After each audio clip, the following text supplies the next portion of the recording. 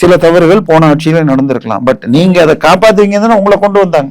கண்டிப்பா sir. So நீங்க இதையே பண்ணீங்கன்னா, போன ஆட்சி வர்றதுக்கு முன்னாடி என்ன சொன்னீங்க, நீங்க தான் செந்தில் பாலாஜியை பத்தி நீங்க நல்லா அவர் என்ன செஞ்சாருன்னு கத்துக்கணும்னா ஸ்டாலின் வீடியோ தான் பார்க்கணும். ஒரு 25,000 பேர்கிட்ட 20,000 1 லட்ச ரூபா வரைக்கும் சின்ன வேலைக்கு, ஏஇஜே வேலைக்கு 13 லட்ச ரூபா இவங்க வாங்கிட்டு வேலை வாங்கி தரேன்னு 10க்கு 9 பேருக்கு கொடுக்காம ஏமாத்திட்டாங்க. ஸோ வழக்கு நடந்தா 4,000 பேரை விட்னஸா சேர்த்திருக்காங்க. சுப்ரீம் கோர்ட் என்ன சொல்லுது, இத்தனை பேரை இது அதாவது ஃபர்ஸ்ட் முறை வழக்கு நடக்கிறப்ப அத்தனை விட்னஸும் வரணும், வந்தா தான் எஃப்ஐஆர் சார்ஜ் ஷீட் போட முடியும்.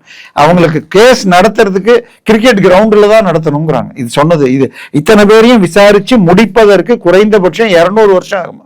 ஸோ ஒரு வழக்கை இது அதுக்கு பேர் விஞ்ஞான ரீதியில் எப்படி உடைக்கிறது அப்படின்னு சொன்னால் அது செந்தில் பாலாஜி வழக்கு. எப்படி டெண்டர் போட்டு விஞ்ஞான ரீதியில் கொள்ளையடிப்பதுன்னு சொன்னால் மெட்ராஸ் கார்பரேஷனாக இருக்கட்டும், ஹைவேஸ் டிபார்ட்மெண்ட்டாக இருக்கட்டும், சென்னை இது HRNC-யா இருக்கட்டும், உங்களுக்கு கோயில்ல நிதியை எடுத்து காலேஜ் கட்டுறதுக்கு உரிமை கிடையாது, கல்யாண மண்டபம் கட்டுறதுக்கு உரிமை கிடையாது. ஒரு பட்ஜெட்லயும் இதை கட்டுறேன் அதை கட்டுறேங்கிறது. ஏன்னா டெண்டர் போட்டால் 30-40% வரை பார்ட்டி ஃபண்டுன்னு வாங்குறாங்கன்றாங்க. பட் இடி சொல்லி இருக்கிறது 10%. பட் எனக்கு ஒரு இபி கான்ட்ராக்டர் சொன்னது, நாங்கள் 53% செலவு செய்தால்தான் 47% ப்ராஜெக்டை முடிக்க முடியுது. அமைச்சர் முதலாக கடைசி ஆளுக்கு வரைக்கும் எனக்கு செலவு 53% மற்ற செலவுகள் வருகிறதுன்னு எனக்கு ஒரு கான்ட்ராக்டர் சொன்னது. ஸோ இது எல்லாம் இப்படி நடந்தா பில்டிங் என்னங்க ஆகும்? தண்டராம்பட்டில் இது திரு ஏவவேலுவோட சொந்த ஊர்ல ஒரு பாலம் கட்டினாரு. பாலம் கட்டி 3 மாசத்துல அடிச்சுட்டு போச்சு.